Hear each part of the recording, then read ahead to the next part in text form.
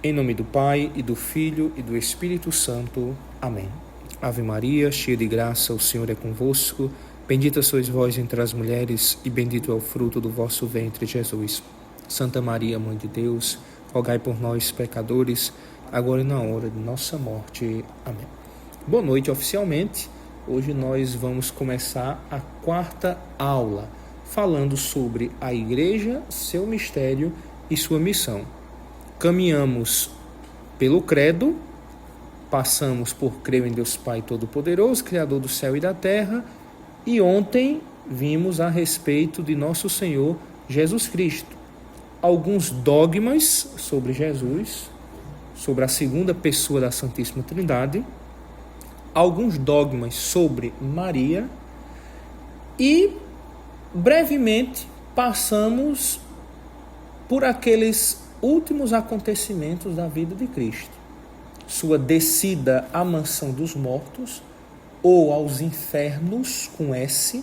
Algumas traduções do credo irão apresentar, ao invés de mansão dos mortos, infernos, com S, que não é o inferno dos condenados. Jesus não desceu ao inferno dos condenados para salvar as almas condenadas. Ele desceu aos infernos, com S, que é a mansão dos mortos, onde estavam os que tinham morrido antes da encarnação do Cristo, antes de Cristo ter aberto as portas dos céus, para salvar os justos que ali estavam. E depois ele subiu aos céus com seu corpo carnal, com a sua carne gloriosa, um corpo glorioso, diferente do corpo normal que ele tinha, porque a Sagrada Escritura diz que ele atravessava paredes, que ele às vezes desaparecia. Um corpo glorioso, que será um corpo que nós teremos no futuro, um corpo semelhante. Isso nós vamos ver na próxima aula, os acontecimentos futuros. Hoje nós vamos entender o que é que fizeram os apóstolos depois que Jesus subiu aos céus. Já vimos um pouco, mas nós vamos entrar naquela parte do credo que diz: creio no Espírito Santo, na Santa Igreja Católica. Tá bom? O nosso texto base você tem aí. E a primeira pergunta é: qual a necessidade da igreja? Na catequese eu sempre repito, a igreja definiu isso, a igreja definiu aquilo, papa tal. Perceba que eu mal uso a Bíblia. Eu sempre me apoio nas declarações infalíveis da igreja.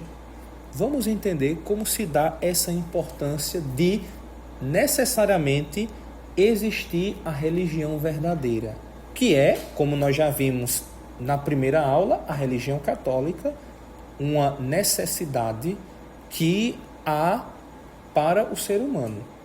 Não podendo haver mais de um Deus, também não pode haver mais de uma religião.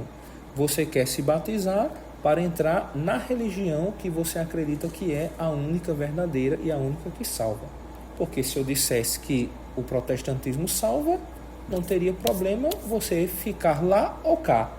Ok? Vamos entender. Os apóstolos, discípulos e fiéis eram ainda indivíduos em separado. Precisavam de uma alma que lhes fizesse unos. Eles sabiam que o Espírito viria até eles. Nunca esqueceriam como nosso Senhor prometeu o Espírito na noite antes de morrer. Convinha, porém, que o Espírito não viesse em segredo, mas publicamente. Depois que Jesus subiu aos céus, os apóstolos, cada um, continuava sua vida aguardando a vinda do Espírito Santo que o próprio Cristo já tinha prometido. Porém, olha a atenção, o Espírito não veio em segredo, ele veio publicamente. Aqui se coloca a dimensão de que a igreja ocupa. A igreja é algo comunitário, é uma comunidade. Não existe uma experiência privada do Espírito para dizer algo a alguém. no sentido de que, quando o Espírito age, é ali na comunidade. O Espírito veio para Pedro, os apóstolos e a Virgem Santíssima, ali no cenáculo público. Hoje nós queremos separar essa dimensão pública da igreja comunitária para reduzi-la a uma experiência subjetiva. Em que sentido? Eu digo que eu não preciso da igreja, comunidade, instituição. Eu posso rezar em casa e posso ter uma experiência com Deus em casa. Está certo? Em parte. Você pode rezar em casa, você pode ter uma experiência com Deus em casa, mas Deus comunicou o seu Espírito na comunidade. Então, se você é um cristão católico, deve fazer parte da comunidade dos cristãos católicos, que é essa que nós temos desde os apóstolos. O povo não fazia as suas preces ou cultos em suas casas em segredo. Claro, em parte, no tempo da perseguição, ok, etc., mas o povo ia até os apóstolos, para ouvir os apóstolos, para rezar com os apóstolos. O Espírito Santo vem em público. É hoje que nós queremos reduzir a religião à casa, mas a comunidade é essencialmente importante. Você vai ser batizado para ser inserido na comunidade dos cristãos, que é o quê? A Igreja Católica Apostólica Romana. É católica porque é universal, ou seja, de todo mundo. É um termo que aparece aí no século III, universal. É apostólica por causa dos apóstolos. E é romana porque a sede está em Roma, não é ortodoxa. A ortodoxa está em divisão, não está em plena comunhão com a Igreja Católica por uma ou outra questão de discordância no credo, tá certo? Já eu entro um pouco mais nesse assunto.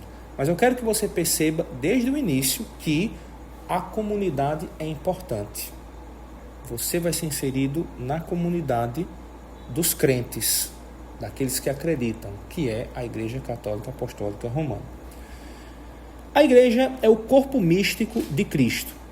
Mas o que é este corpo novo que Cristo assumiu depois de ter ascendido à glória, ao qual envia o seu Espírito do céu e por meio do qual continua a exercitar os seus ofícios de profeta, mestre, rei e sacerdote? Se eu lhes dissesse que a igreja, não acreditariam. Portanto, deixarei que São Paulo diga clara e indubitavelmente. Se encontra em Colossenses, capítulo 1, versículo 24. Primeiro, nós vimos que a igreja é a comunidade dos crentes de forma jurídica, oficial. E, em segundo lugar, a igreja como corpo místico de Cristo. O que é esse corpo místico? Quando nós falamos igreja, nós não podemos associar somente ao templo. Eu e você somos também igreja. Você rezando em casa com seus pais, vocês são igreja doméstica. Desde o tempo apostólico, principalmente com São Paulo, se tem a concepção de igreja como corpo místico de Cristo. Ou seja, corpo porque tem vários membros. Cristo é a cabeça. Mas na igreja tem aquele que faz isso, aquele que faz aquilo. Igreja além do material. O protestante, às vezes, ele reduz muito a igreja ao material. A igreja é essa garagem, é o templo. Nós, católicos, acreditamos sim em igreja jurídica, com a sé, com o trono papal em Roma. Nós acreditamos sim, mas é muito mais do que isso para nós, a igreja. É tanto que a Igreja Católica acredita que nós somos, aqui na Terra, a igreja militante, ou seja, que estamos na linha de frente tentando nos salvar. Mas a Igreja Católica também diz que no céu há uma igreja. E que igreja é essa? É a igreja triunfante, ou seja, daqueles que já estão na glória. Os católicos que foram salvos estão na glória. E ademais, a Igreja Católica ainda diz que tem uma igreja padecente, que é a igreja que está no purgatório. Aquelas pessoas que não mereceram o inferno por causa de pecados leves, por causa de imperfeições que elas não corrigiram aqui nessa vida e foram para o purgatório, e de lá estão se purificando para o céu. Então, é uma igreja padecente, que está padecendo. Tudo isso é o corpo místico de Cristo. É algo mais espiritual, não é somente o jurídico, não é somente o material. É tanto que se alguém um dia destruir todas as igrejas católicas da região, do mundo, a igreja continua existindo. Aonde? Em mim, em você, nos bispos, nos padres. Consegue compreender? O corpo de Cristo é um corpo espiritual. Nós somos membros desse corpo. Santo Tomás vai dizer: assim como toda a igreja é chamada de corpo místico por sua semelhança com o corpo natural de um homem, que através de vários membros tem atos diversos, como ensina o apóstolo, assim também Cristo é chamado a cabeça da igreja por semelhança com a cabeça humana, quanto à qual podemos considerar três coisas, que são ordem, perfeição e poder. A cabeça, na tradição católica, na tradição de outras culturas, ela é onde contém a ordem, a perfeição e poder. É aquele membro que está em cima de todo o corpo. É o membro que nós associamos que está o intelectivo. E nós sabemos que o cérebro é que dá a função corporal de você se mexer, de você pensar, controlar os outros órgãos. A cabeça é isso, ordem, perfeição e poder. Por isso que nós dizemos que Cristo é a cabeça da igreja, porque ele é o chefe invisível de todo esse corpo da sua igreja. O Papa é somente o chefe visível. Cristo é o chefe invisível da igreja.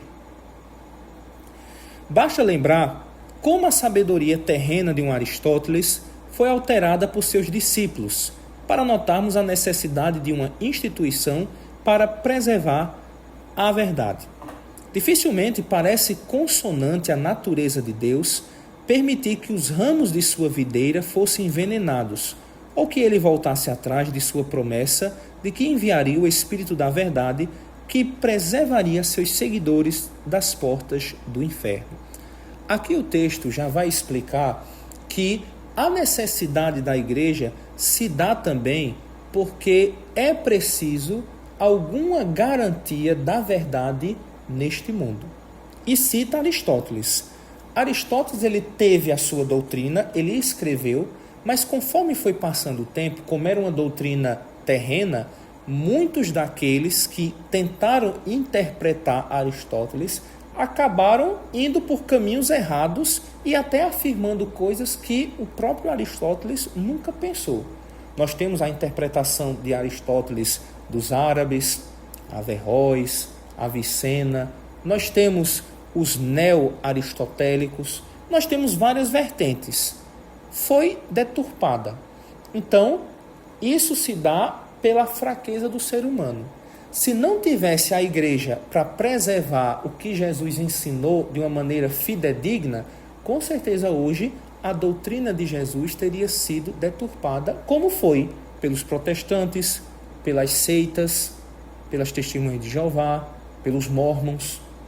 Foi deturpada. Então, a igreja é uma instituição necessária para preservar a verdade dos erros humanos. Se ela não fosse divina, estaria no erro. Mas como Jesus prometeu o Espírito Santo, que é o Espírito da verdade, acabou. O que a igreja ensina é verdade porque Deus é a própria verdade. E o Espírito Santo é um Espírito da verdade. Ele preserva a igreja e todos os seus seguidores das portas do inferno, porque nosso Senhor, no Evangelho, prometeu isso. Ele disse que as portas do inferno não iriam prevalecer contra a igreja. Aquilo que a igreja ensina de forma dogmática, infalível, é verdade. Não tem discussão. A igreja, ela não erra quando ensina doutrina, infalivelmente. Ah, Frei, mas e os erros da igreja no passado? Bom, cuidado. O que a igreja pode ter errado não foi em doutrina, não foi no credo, não foi no que ela acredita. Ela pode ter errado quando emitiu opiniões, por exemplo, científicas, que não possuía infalibilidade para isso. A igreja não possui infalibilidade para opinar algo que não seja daquilo que foi prometido por Cristo. Por isso, quando o Papa dá uma opinião política ou uma opinião científica, que nós às vezes pensamos, ele está mesmo dizendo isso? Ele não fala infalivelmente. Quando o Papa dá uma entrevista, ele não está falando infalivelmente, portanto, pode errar. Antes de passarmos para o de onde vem a autoridade da igreja, que é a segunda parte, eu só queria esclarecer para você algumas coisas sobre o Espírito Santo, tá bom? Nós vimos na primeira parte do texto que o Espírito Santo foi enviado para preservar a verdade da igreja ali no tempo apostólico, mas que Espírito é esse?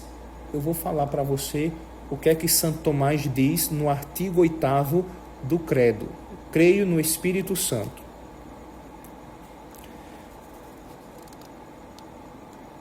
Às vezes, o homem concebe uma palavra morta, isto é, quando pensa o que deve fazer, mas a vontade de fazer não está presente nele. Assim, quando o homem crê e não opera, diz-se que a sua fé está morta. A palavra de Deus, no entanto, é viva. Isso é ele comparando a Trindade ainda com aquilo que eu te disse ontem, de Jesus como palavra de Deus. Aqui ele diz que às vezes nós falamos uma coisa e não cumprimos, não fazemos a obra. Então, é uma palavra morta. É necessário que Deus tenha consigo vontade e amor. Por isso Agostinho diz em seu livro De Trinitate, a palavra a que nos referimos aqui é o conhecimento com amor. Assim como a palavra de Deus é o Filho de Deus, o amor de Deus é o Espírito Santo. Aí sim entramos na definição do que é o Espírito Santo. O Espírito Santo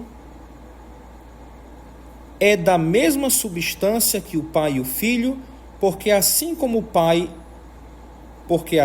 Filho é a palavra do Pai, o Espírito Santo é o amor do Pai e do Filho, e, portanto, procede de ambos.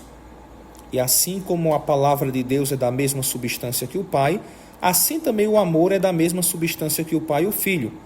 Portanto, dizemos que procede do Pai e do Filho. Isso deixa claro que o Espírito Santo não é uma criatura.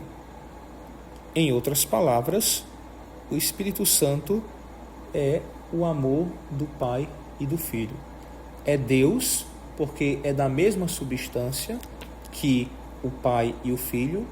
É pessoa, porque também ele tem a sua operação, ok? E ele procede do Pai e do Filho, não somente do Filho, como os ortodoxos afirmam. Ele procede do Pai e do Filho justamente por isso, porque é o amor do Pai e do Filho. Naquele credo que eu li ontem, o credo de Niceia, o credo maior, quando fala do Espírito Santo, diz que procede do Pai e do Filho. Isso é importante, Frei? Porque foi um dos fatores que fez com que a igreja ortodoxa se separasse da católica. Os ortodoxos dizem que o Espírito Santo procede apenas do Filho e não do Pai. E nós dizemos que procede do Pai e do Filho. É o problema do filioque. É um termo que diz sobre a processão do Espírito Santo. Santo Tomás diz: ele é igual ao Pai e ao Filho em adoração. Portanto, dizemos que é adorado com o Pai e o Filho. É certo que se o Espírito Santo não fosse Deus, não se diria que os profetas falaram por ele. Mas Pedro diz que os homens santos de Deus falaram inspirados pelo Espírito Santo. Aí está a explicação quando o credo diz que falou pelos profetas. Tá bom? Pode dizer. Não. Tá pensando? Ou é. Tá, pronto. O Espírito Santo é Deus. É isso somente que nós queremos passar, porque algumas religiões dizem que ele não é Deus, ele é uma criatura.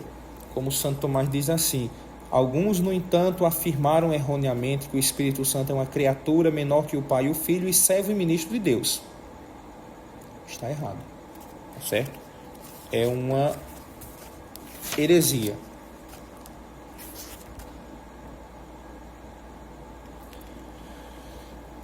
Bom, podemos prosseguir?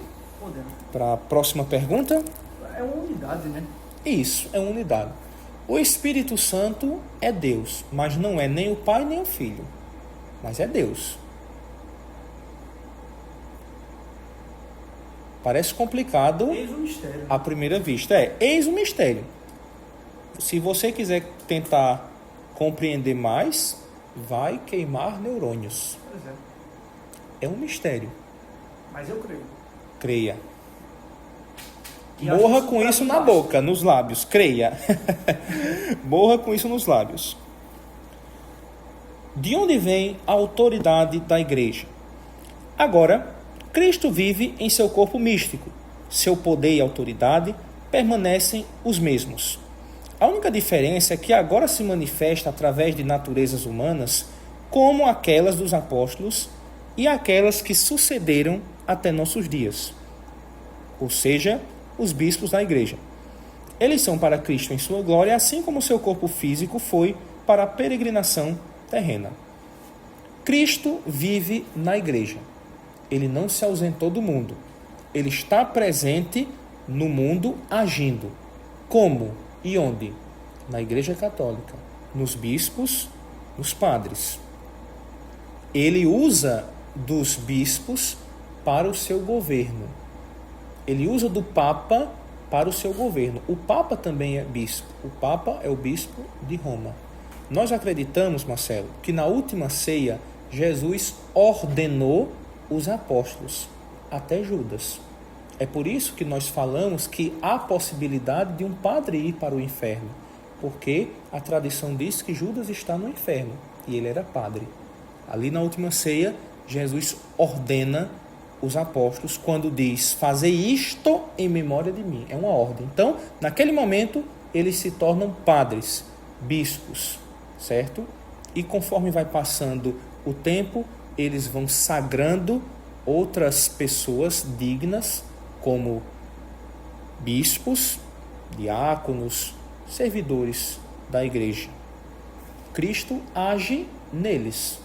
Da mesma forma, quando ele estava aqui no mundo, usava o seu corpo para fazer as suas obras de misericórdia. Perceba, Cristo ele dá valor ao material também. Não é como aquela heresia que nós vimos nos primeiros artigos do credo, que dizia que há um Deus para o bem e há um Deus para o mal. Não. Cristo dá valor ao material também, porque em muitas curas ele usa do sensível para curar. Você vê que ele cospe no chão, faz o barro para fazer a cura. Isso é um material. Ele assopra para que o Espírito Santo seja ali recebido, né? A força, a autoridade. Cristo usa do material e governa a Igreja Católica pelo corpo, pelo ministério dos bispos e dos padres, do Papa. A autoridade dos bispos não é deles. Cristo quem os escolheu e os enviou. O poder que exercem sobre seus sacerdotes e povo não lhes é pessoal. Eles são somente os embaixadores de Cristo. Quando o vigário ensina, Cristo ensina. Quando os bispos governam, é Cristo Rei quem governa. Para cada católico, a ordem dos bispos dentro de sua própria esfera é, neste sentido, a ordem de Nosso Senhor. Apenas confirmou o que eu te disse. A autoridade da Igreja é impessoal, ou seja, o corpo apostólico constituído canonicamente não possui autoridade por seu próprio nome, mas apenas porque é representante do próprio Cristo. As funções executivas, legislativas e judiciárias do episcopado não pertencem a nenhum bispo enquanto indivíduo, por maior que seja a profundidade de seu conhecimento ou a santidade de sua vida. Nenhum bispo, nenhum padre, ninguém e nem um papa pode ensinar em seu próprio nome, porque ele não tem autoridade. Ele só tem autoridade para ensinar em nome de Cristo, em nome da Igreja. Não tem, de jeito nenhum, autoridade, apesar do seu conhecimento e da sua santidade de vida. Aqui tem duas coisas. Por mais que alguém saiba, jamais ele pode usar aquilo para proveito pessoal dele. Eu aqui estou te ensinando, mas eu faço questão de mostrar as fontes, os textos, os versículos. Eu estou repassando para ti uma tradição que vem do magistério, da própria tradição, um T maiúsculo, e da Sagrada Escritura. O catecismo, a Bíblia, as declarações dos papas, eu devo usar meu conhecimento para repassar isso para ti. Eu não posso, de jeito nenhum, passar uma doutrina minha aqui para você. Quando eu quiser dar uma opinião, eu devo deixar claro que é a minha opinião. Eu não posso dizer a você algo em meu nome. É sempre em nome da igreja, mesmo que eu não acredite naquilo. Pode ser que quando nós terminarmos toda essa catequese, eu chegue para você e diga: olha, Marcelo, eu não acreditava em nada do que eu te ensinei. Eu sou um herege completamente. Eu acho que esse ensinamento da igreja está ultrapassado. Mas é uma opinião minha. Eu jamais posso ensinar isso a você.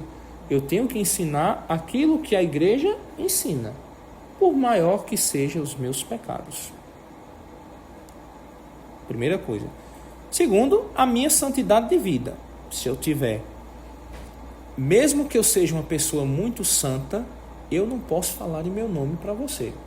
Mesmo que uma pessoa muito santa, que você veja fazendo milagres, te ensinar uma coisa que a igreja não diz, você não deve acreditar. Porque o próprio São Paulo falou que até se um anjo do céu viesse pregando um evangelho diferente do que ele estava pregando, não desse crédito. Acontece muito isso hoje. Não é uma realidade de outro planeta. Acontece nos dias de hoje de padres, bispos ensinarem coisas contrárias ao evangelho, ao catecismo. Isso não deveria acontecer, é uma falta grave, porque você está colocando em risco a salvação de outra alma. Você não pode, se você é um bispo, se você é um padre, e você fala na homilia coisas que a igreja não está ensinando, você está colocando as almas em perigo de se perderem.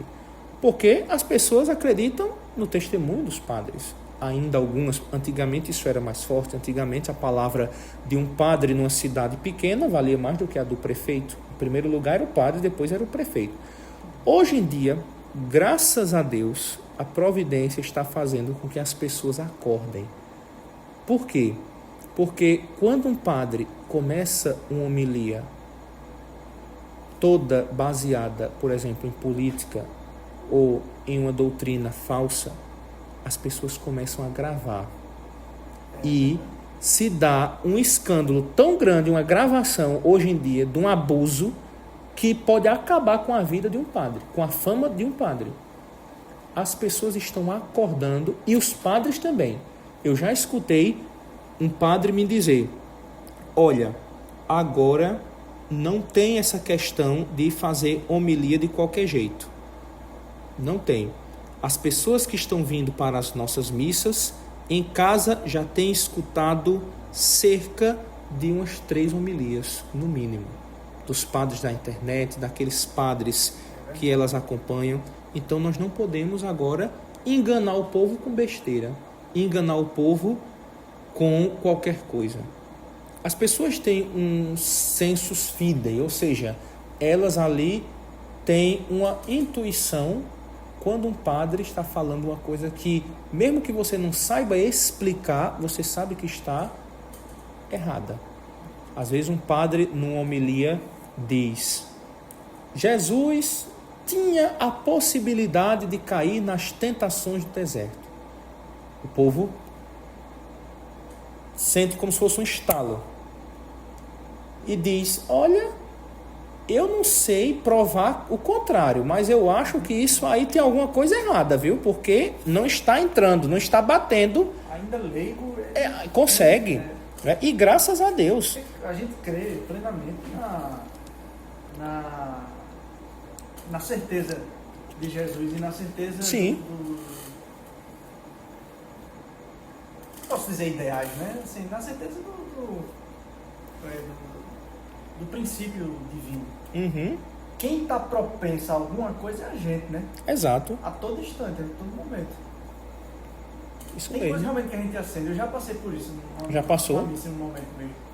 E pensei, rapaz, Perfeito. será mesmo? Graças a Deus que vocês leigos estão acordando para ver se nós aprendemos a nos preparar bem e celebrar bem a Santa Missa e a homilia digna, fazer uma homilia digna com profundidade. As pessoas estão cansadas já de escutar banalidades. Você, Marcelo, vem para a igreja, você quer se batizar para participar da igreja, porque de certa maneira você se cansou do mundo. Você quer o diferente. Então o mundo prega que você pode fazer sexo antes do casamento. Você cansou disso, você vai atrás da igreja porque você vê ali um sinal de barca de salvação. Você quer o diferente.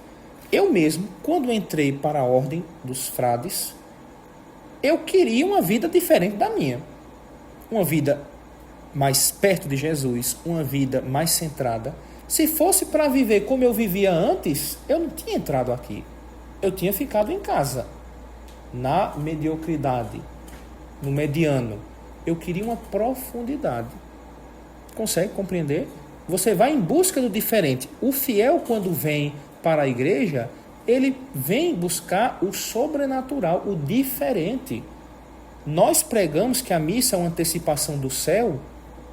E por que nós não estamos fazendo jus a isso? Estamos tornando apenas um encontro de amigos, uma festa, uma ceia simplesmente protestante, com batuques, barulho, show. Nós estamos nos perdendo nisso. Graças a Deus que os leigos estão acordando para saber quando um padre não está ensinando a verdade. Eu mesmo me coloco à sua correção fraterna se um dia você encontrar alguma coisa que eu ensinei errado. Você em casa pesquisando, lê lá, por exemplo, Santo Agostinho falando, e você diz: eita, o Frei disse o contrário de Santo Agostinho. Pode vir aqui, sem nenhum medo de eu ficar com raiva de você e dizer: Frei, o senhor naquele dia ensinou isso e isso. Eu vi aqui que Santo Agostinho está falando diferente. Eu vou ler, eu vou tentar entender. Se realmente eu ensinei errado, eu vou me subjugar. Eu vou dizer: não, realmente, eu me equivoquei. Perdão, vou me corrigir. E é esse o caminho para você não cair na heresia. Quando uma pessoa cometia heresia, a igreja não punia imediatamente. A igreja precisava ter logo a certeza se a heresia era formal, porque é diferente a heresia formal. A heresia formal é aquela heresia que depois da correção você ainda continua errando. Você é uma pessoa que fala uma besteira. Jesus não é Deus. Eu escuto, eu vou lhe corrigir, mostro na Bíblia, mostro no documento da igreja, mostro no catecismo. Você vê claramente que sua opinião é errada, mas você insiste naquilo. A partir daquele momento, a sua heresia está se tornando uma heresia formal. Consegue compreender? A heresia, ela é somente formal quando se tem essa correção. Aqui eu vou colocar um parêntese. É uma opinião minha, tá bom? O que eu vou dizer agora. Ultimamente, alguns papas tiveram posicionamentos estranhos em relação à doutrina de sempre da igreja. Não podemos fechar os olhos para isso. Não podemos ignorar que alguns papas deixaram as pessoas boquiabertos com certas atitudes. Por exemplo, o pontificado anterior, o Papa falou que todas as religiões são um caminho para Deus, como se desse a entender que nas outras religiões podia haver salvação. As pessoas ficaram perplexas. Então, se todas as religiões são um caminho para Deus, o que é que eu estou fazendo aqui no catolicismo? Se eu gosto mais do budismo, se eu me identifico mais com o nirvana, ficar zen. Só que o Papa não falou isso infalivelmente num documento. Foi uma opinião dele, assim como ele disse também que acreditava que o inferno estava vazio, numa entrevista. Isso contradiz claramente o ensinamento de 2000 anos da igreja. Porque se pelo menos não tiver gente no inferno, na Sagrada Escritura o próprio Jesus diz que o demônio está no inferno. Então, se pelo menos não tiver gente, tem demônios lá, tem anjos caídos. Que loucura! Para onde foram? Para onde foram, não é? E o próprio Jesus diz, né? Nossa Senhora de Fátima também diz que mostra, não é, ali o inferno para os pastorinhos. Como é que eu abro a boca e digo que não tem gente? Mas claro, calma, isso não foi ensinado infalivelmente, não está num documento. Ah, Frei, mas o senhor está passando pano. Bem, oremos, tá certo? Mas que foi dito, foi dito. Agora, não entrou na oficialidade da doutrina isso. E nem pode entrar, porque contradiz claramente os documentos anteriores. Quando um Papa lança um documento, ele precisa revisar todos os anteriores para ver se não contradiz alguma coisa. Ultimamente, os papas estão se contradizendo muito. Como, às vezes a gente vê posicionamentos de certos padres e às vezes até arcebispos, né? Sim. Que tomam partido de alguma ideologia ou de algum movimento ou alguma coisa do tipo e coloca... Aquilo é uma opinião dele, realmente. Ele pode tomar partido do que ele quiser. Certo. Mas ele põe em sua declaração aberta como posicionamento da igreja. Perfeito. A gente vê muito aqueles padres... Eu vejo às vezes na internet missas que recebem candomblé, vamos dizer. E eles põem aquilo ali como se é super natural. O Deus dele é o mesmo que o meu. Exato. Como isso enfraquece? Um fiel que está ali na igreja católica diz assim, então eu posso buscar lá também. É um escândalo. Né? Com certeza. Seu raciocínio está perfeitamente correto. Não Choca, seria né? queimado na fogueira. Choca, né? Choca. Demais. Eu acho. Demais. Eu mesmo não consigo ficar quieto com isso. As pessoas acham bonito, uma questão de fraternidade universal. Para mim, é letra. É letra. E mas, na verdade das coisas... cada coisa deve estar em seu lugar. Cada coisa. A igreja homem, não é? Os homens desses últimos tempos estão insistindo tanto nessa questão do ecumenismo, da interreligiosidade, e eles não estão nem aí. Nós, constantemente, católicos, fazemos iniciativas para ver se os protestantes voltam para a Igreja Católica, e eles não estão nem aí para a gente. Não dão nenhum sinal de melhora, não dão nenhum sinal de que querem voltar. É uma perda de tempo essas coisas. Você trazer, no pejorativo, macumbeiros para dentro da igreja, nós estamos no nosso canto. Uma linha totalmente oposta. Eles estão lá, quietos no terreiro. Para que ficar insistindo em trazer esse povo para dentro da igreja? Eles pegam, muitas vezes, as nossas hóstias, a Eucaristia, para profanar, levar para terreiro. É um raciocínio, é um absurdo, é algo sem palavras. Você, diante disso, não ficar perplexo, precisa ser muito indiferente à sua fé. E muita gente. Muita gente. E o pior, o clero propaga isso. O pior é esse. Vem com naturalidade. Com naturalidade. E muito orgulho. Assim. Eu acho que, sinceramente, o profano e o sagrado ele só dá certo na literatura e nas artes. Mas na prática espiritual ela nunca vai funcionar, não. Graças a Deus os leigos estão acordando. E eu não tenho pena desses padres que, de certa maneira, se prejudicam para poder voltar à fé. Se for preciso que um padre seja prejudicado para que ele abra os olhos, graças a Deus. Deus também pensa assim. Ele manda a provação, o castigo, para fazer voltar o caminho. Porque ele é um pai amoroso. Se para o filho dele se salvar for preciso que ele passe pela desgraça, ele permite. Pode ter certeza. Ele permite. Fechando o parêntese, é isso. Está acontecendo abusos, escândalos. E essas pessoas não têm o direito de fazer isso. Jamais. Por isso, agora o texto coloca a resposta aos escândalos. Como responder aos escândalos? Se eu até agora falei muito bonito da igreja, que ela é santa, que é o corpo místico de Cristo, como eu posso responder aos escândalos? Vê só. Infalibilidade significa incapacidade de ensinar aquilo que é errado. E impecabilidade significa ausência de pecado. Já distingui. 2 termos. Infalibilidade é uma coisa, impecabilidade é outra. Daí surge esta pergunta. Quando nosso Senhor conferiu primazia a Pedro e seus sucessores, ele os tornou infalíveis ou impecáveis?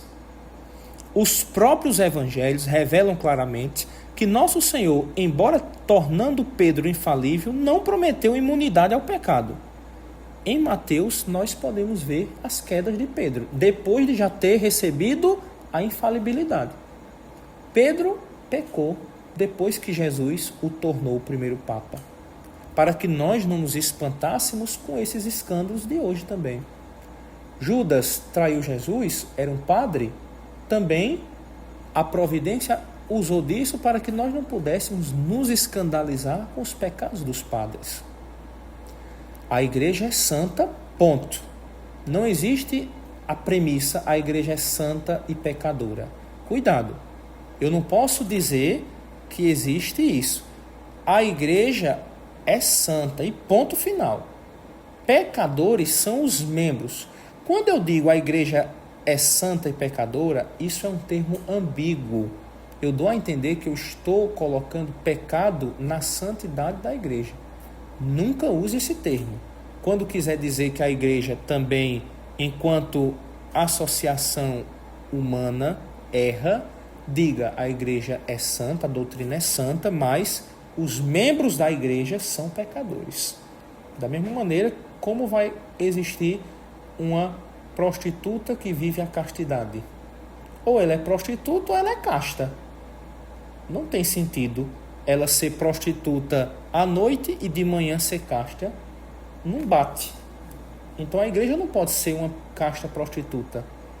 A igreja é santa. Nosso Senhor não deu garantias de que todos os seus vigários seriam santos. É tanto que nós temos papas que só a graça de Deus para sabermos as coisas que eles fizeram e não nos escandalizarmos. Em geral, é certo, dizemos, que aqueles que sabem tudo sobre os poucos maus sucessores de Pedro não sabem nada sobre os muitos bons. Uma verdade parcial sobre um escândalo, muitas vezes, pode resultar em erro total sobre o papado, simplesmente porque o mal recebe a atenção e o bem é ignorado. Esse texto é do Fulton Sheen. Ele está dizendo que as pessoas que conhecem os erros de alguns papas da igreja generalizam e têm uma concepção errada sobre o papado. Como é que eu posso dizer que o Papa é infalível, como proclamou o Concílio Vaticano I, se teve papas com filhos? Como eu posso associar isso? Mas essas pessoas que fazem essas críticas ignoram, por exemplo, papas que praticamente salvaram a civilização, como São Gregório Magno. Ignoram o bem que fez João Paulo II. Na própria igreja, o seu papado demorou muito, o seu reinado, ele conseguiu fazer muitas coisas boas. Um homem que as pessoas só faltavam adorá-lo, mas ele teve uma repercussão por causa de sua bondade, de seu zelo pela doutrina. Ele uma vez repreendeu um padre publicamente quando estava chegando em determinada cidade, descendo do avião. O padre foi se ajoelhar para pedir a bênção a João Paulo II e ele naquele momento reclamou com ele ali presencialmente, não deu nem a bênção, pedindo que ele abandonasse as coisas que ele já tinha pedido que ele abandonasse e não abandonasse. E ele não abandonou.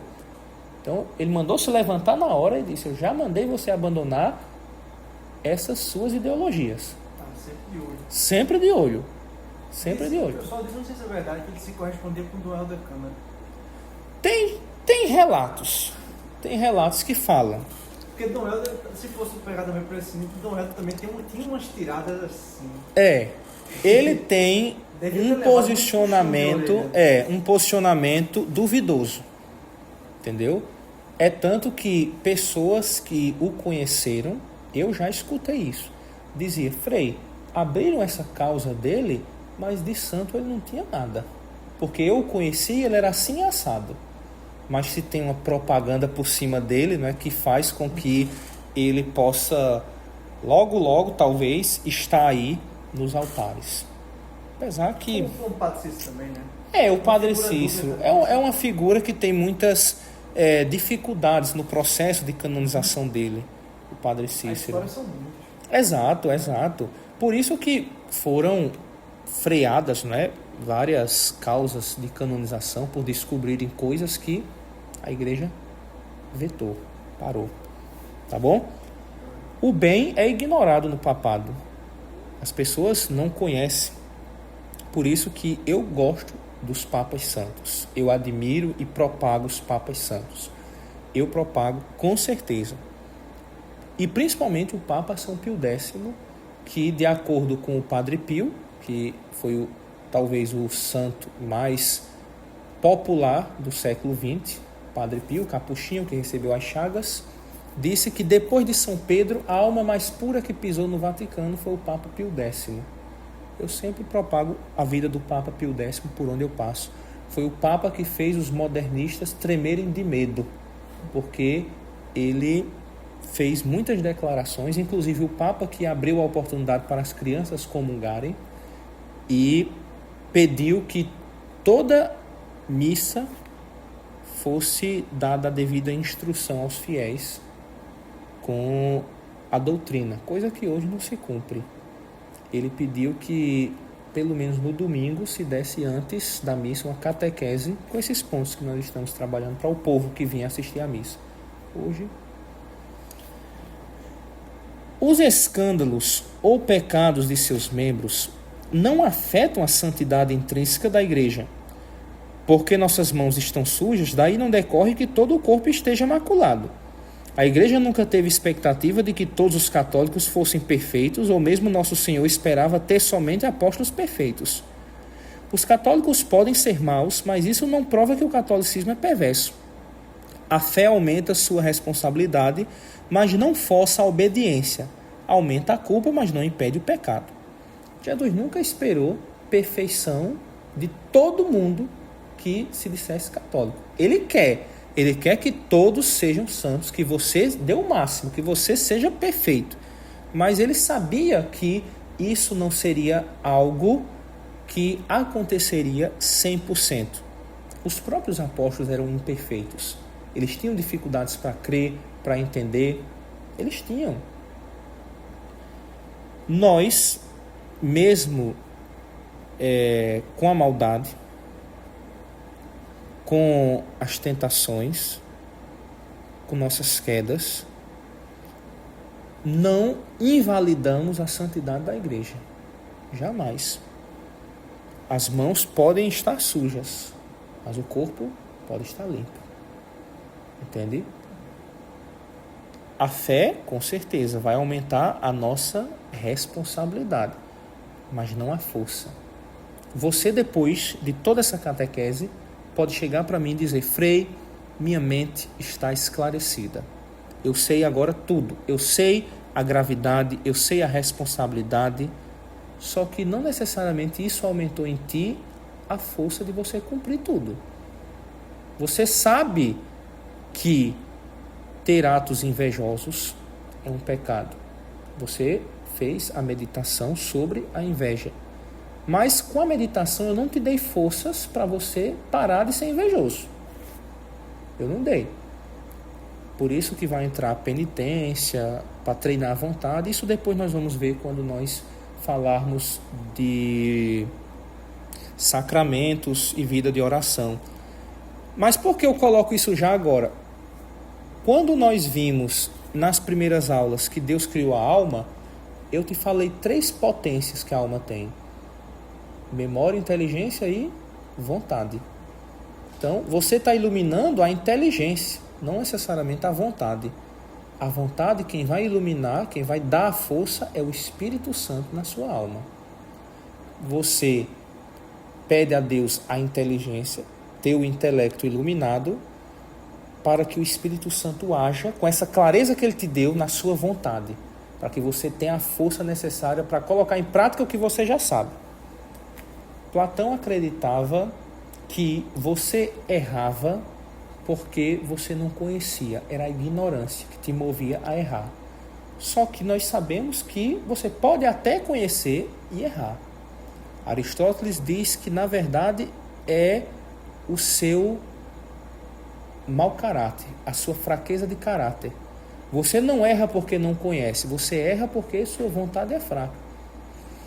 E Santo Agostinho aperfeiçoa isso. Ele diz: não é somente porque o seu caráter é fraco, é porque você precisa da graça para agir em sua alma. A vida de Santo Agostinho, antes dele ser batizado, era um horror. Ele passou muito tempo nos maniqueus, com doutrinas estranhas, com mulheres em prostíbulos.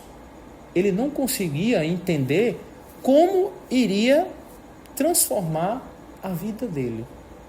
Ele achava que nunca teria forças para deixar aquilo, a ponto dos pecados falar para ele: Agostinho, você vai conseguir mesmo viver sem nós?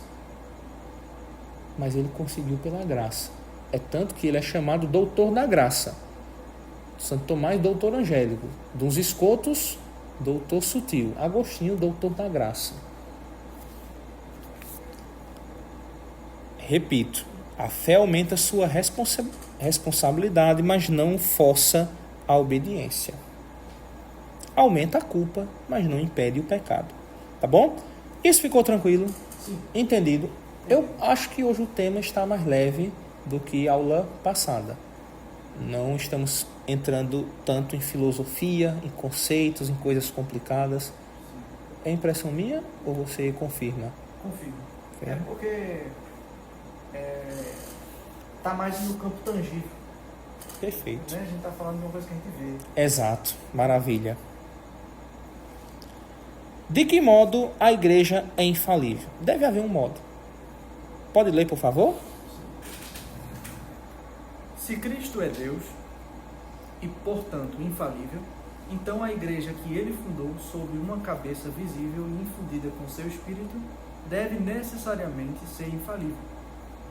A infalibilidade do vigário de Cristo, a cabeça daquele corpo, é meramente a expressão visível da cabeça, invisível, que é Cristo.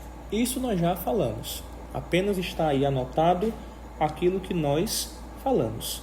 Deus é a verdade, Deus é infalível, deixou sua igreja, portanto, a igreja é infalível. A igreja fala a verdade para não haver uma contradição.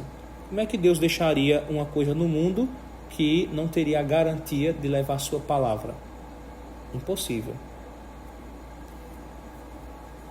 A infalibilidade é, portanto, um prolongamento da encarnação de nosso Senhor, por meio da qual a sabedoria de Deus fala verdades eternas através da natureza humana, que teria falado com ele, se não fosse una com o Verbo e encoberta por seu Espírito Santo.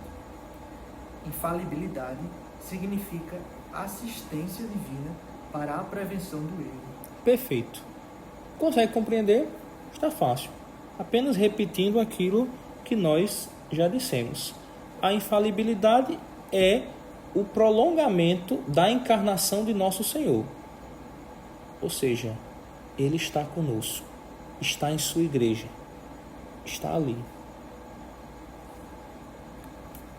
É um dom sobrenatural conferido à igreja pelo seu divino fundador, em virtude do qual aquela está isenta de erros ao salvaguardar, proclamar e explicar o depósito da verdade divina, confiada aos seus auspícios.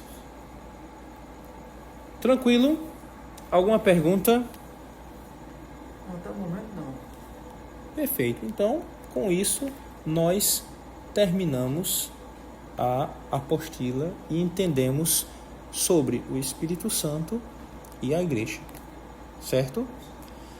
Como sempre, agora eu vou ler um pouquinho de Santo Tomás, o que é que ele comenta no credo sobre a Santa Igreja Católica.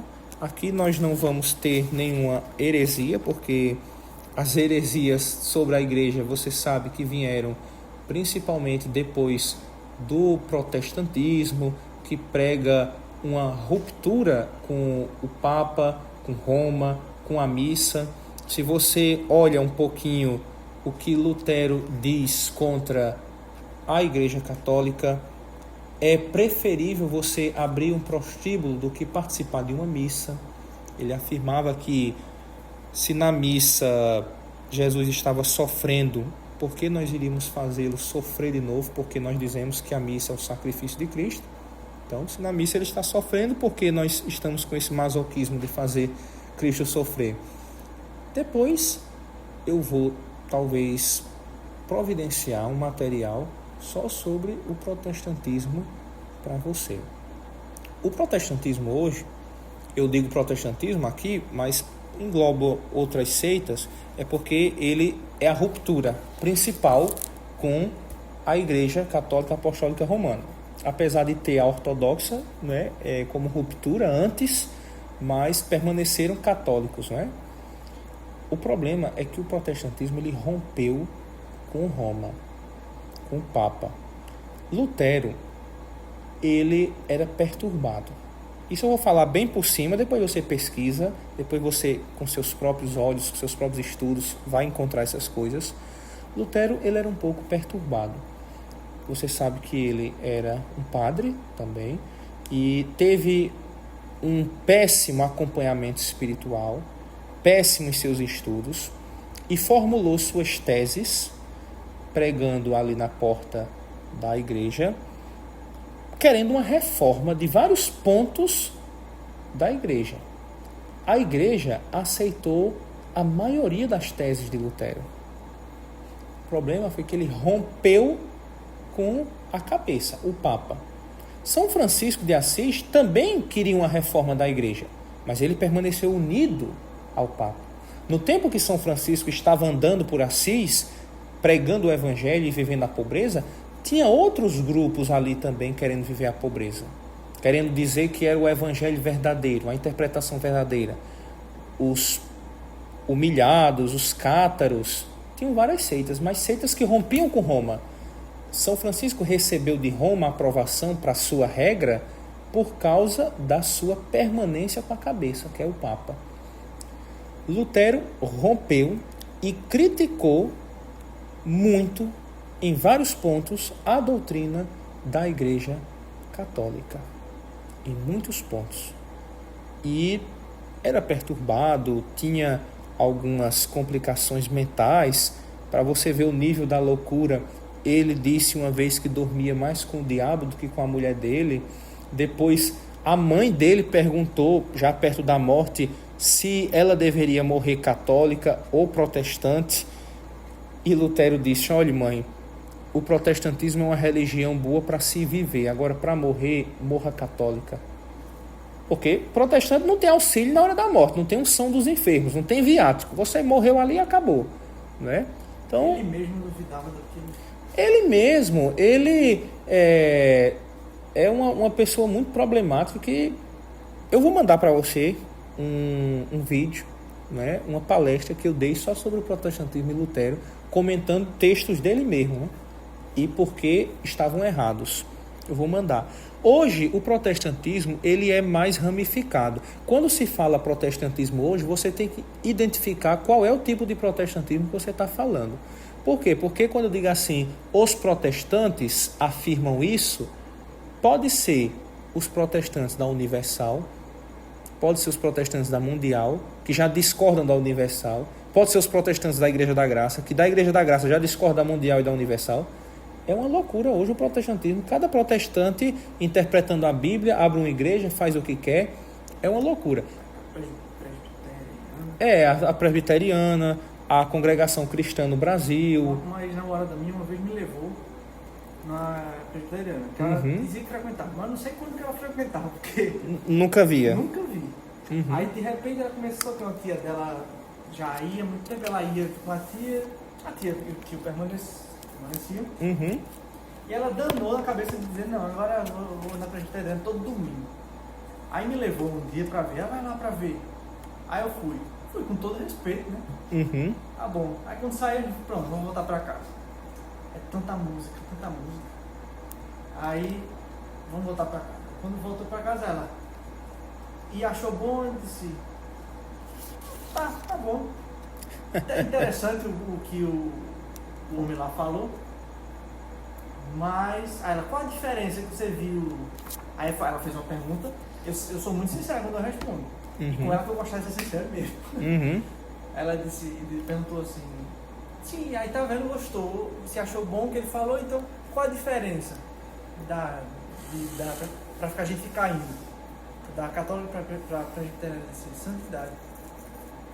Aí ela se arretou. Menina, essa menina fez uma explicação tão grande, feio. Perguntou o que não queria escutar. Pois não é? Mas fez um escarcel grande.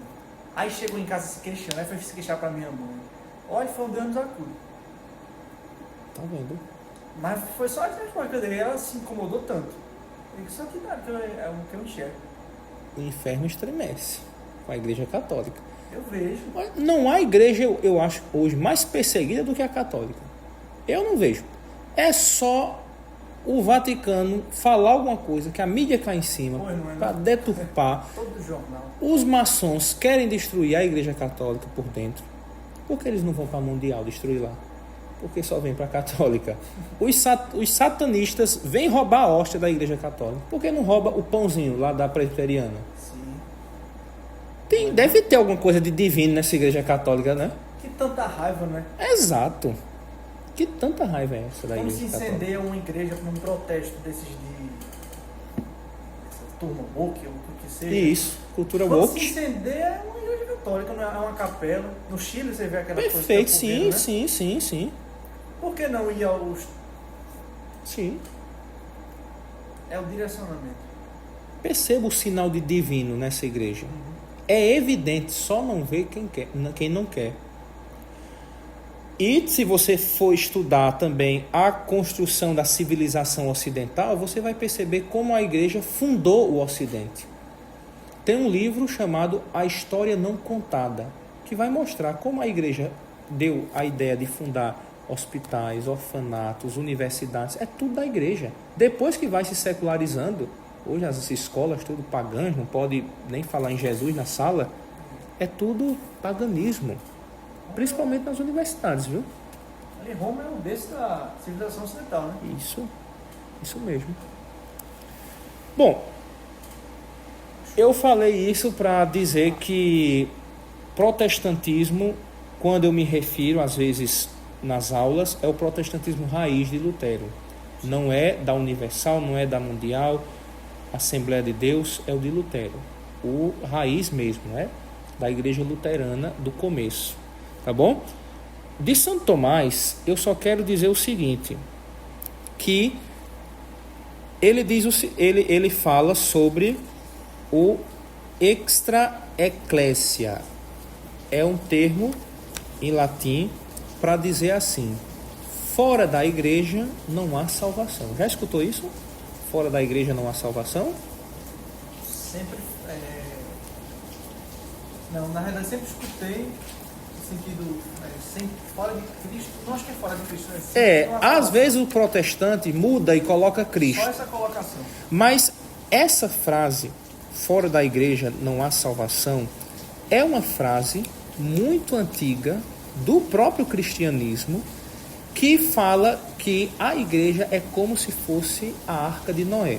Santo Tomás diz assim: ninguém deve desprezar ou permitir ser expulso dessa igreja, pois não há salvação senão na igreja única, assim como fora da arca de Noé ninguém pôde ser salvo. Quando se diz que fora da igreja não há salvação, quer dizer que só a igreja católica salva. E ponto. Ah, Frei, mas e as pessoas que estão fora da igreja? Para onde elas vão? Bem, para onde elas vão só Deus sabe. Mas se elas se salvarem, é pelas orações da igreja. A igreja é o canal da salvação do universo. Por exemplo, uma pessoa que era ignorante, que nunca conheceu a fé e acabou se salvando. Salvou-se por Cristo e pelas orações da igreja. Porque a igreja sempre reza pelos hereges, pelos infiéis. Você vai ver na Sexta-feira Santa, se você participar do ato litúrgico da Paixão, 3 da tarde, que a igreja tem uma oração por aqueles que não acreditam em Deus, pelos judeus, para que se convertam. A igreja é o canal de salvação. Todos os que se salvam, salvam por causa da igreja. Todos. Essa afirmação é verdadeira e continua verdadeira. Fora da igreja católica não há salvação. Ou fora da igreja não há salvação. Não há. E os que se salvam, mas não são membros da igreja, se salvam pelas orações que a igreja faz por essas pessoas. A hora da misericórdia. Isso, a hora da misericórdia, como por exemplo algum protestante que não seja da igreja, ele pode se salvar? Pode, mas pelas orações da igreja. É a igreja que é o canal de graças para tudo. A igreja católica, repito, é a igreja fundada por nosso Senhor Jesus Cristo e somente por ela a salvação é possível. Uma vez você descobrindo essa salvação, você precisa segui-la. Atenção, se você descobriu a salvação, que era na igreja católica, e você saiu dela, aí sim não há mais como você se salvar pelas orações da igreja. Você tem culpa, porque você descobriu a igreja católica. Você só pode se salvar sem a igreja se você não sabia, se você, por exemplo, é de uma família protestante, você nasceu no protestantismo, nunca teve contato com católico, nunca sabia de nada da igreja católica, só aquela visão errônea que os protestantes passam, e você morre ali. Pode ser que você se salve por causa disso, mas passando pela igreja. Querendo ou não querendo, a igreja ainda consegue fazer isso por você, herege ou pagão, ou pessoa ignorante que não sabe. Mas pela ignorância, por outras coisas, conhecendo a verdade, precisa ser aderida. É uma máxima dos escolásticos. Verdade conhecida é verdade aderida. Verdade é uma definição para os escolásticos que significa adequação da mente mais ou menos à realidade.